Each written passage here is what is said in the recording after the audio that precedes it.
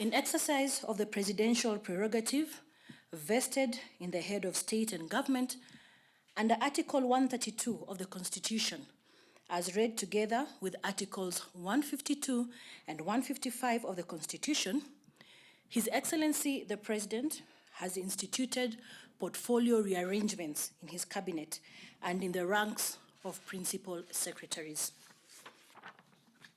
The presidential action promotes enhanced operational efficiency, institutionalizes the implementation of various ongoing groundbreaking reforms, better orients portfolio responsibilities with both national development plans as well as the needs of citizens, and introduces functional changes that shall make the relevant ministries and state departments more efficient and better able to deliver superlative services to the public.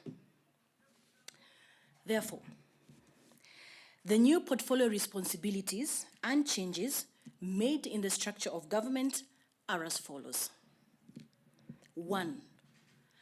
Transfer of functions and reconstitution of ministries. Pursuant to Article 132, Section 3B of the Constitution, the following reorganizations and transfers of functions are made. First department. The State Department for Arid and Semi-Arid Land has now been transferred to the Ministry of Public Service and Gender. 2.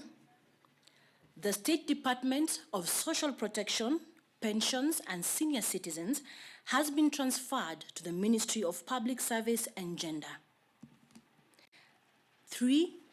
The State Department of Special Programs is transferred to the State Department of Social Protection, Pensions, and Senior Citizens Affairs, and this department will hereby be renamed as the State Department for Social Protection, Senior Citizens Affairs, and Special Programs. The Ministry of Devolution and the ASOLs, that is the Arid and Semi-Arid Land, is hereby reconstituted and renamed as the Ministry of Devolution. The Ministry of Public Service and Gender is hereby reconstituted and renamed as the Ministry of Public Service, Gender, Senior Citizens Affairs, and Special Programs. And finally, the Ministry of Labor and Social Protection is hereby reconstituted and renamed as the Ministry of Labor. 2. Reassignment of Cabinet Secretaries. In accordance with Article 155, Section 5A of the Constitution, the following Cabinet Secretaries have been reassigned. Cabinet Secretary Ambassador Dr. Monica Juma moves from the Ministry of Defense to the Ministry of Energy. Cabinet Secretary Honorable Charles Keter moves and becomes the Cabinet Secretary of the Ministry of Devolution. Cabinet Secretary Honorable Eugene Wamalwa now takes over the Ministry of Defense.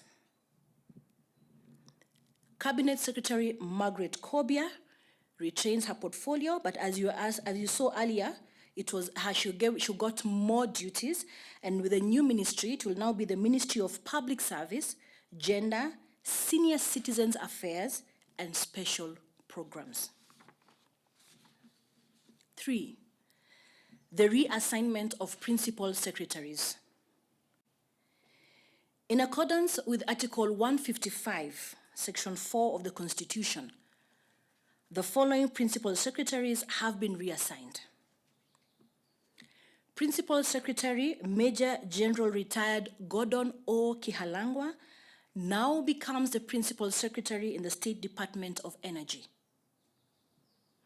Dr. Engineer Joseph K. Njoroge now becomes the Principal Secretary of the State Department for Transport. Mr. Solomon Kitungo now becomes the Principal Secretary of the State Department of Public Works. Mr. Nelson Mara Sospita now becomes the Principal Secretary, State Department for Special Protection, Senior Citizens Affairs and Special Programs. Ladies and gentlemen, those changes take effect immediately.